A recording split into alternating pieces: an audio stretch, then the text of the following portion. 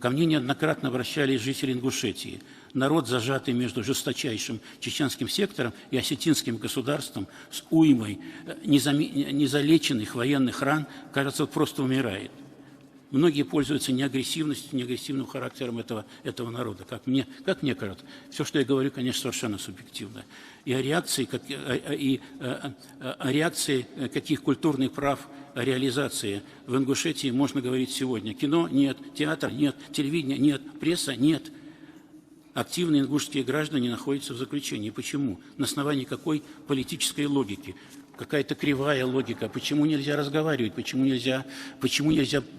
просто нельзя разговаривать с людьми? Некоторые молодые люди на Кавказе мне говорят: начнете воевать с НАТО, мы на вашей стороне воевать не будем. У нас есть горы, у нас есть зеленка. Это и шутка, и не шутка.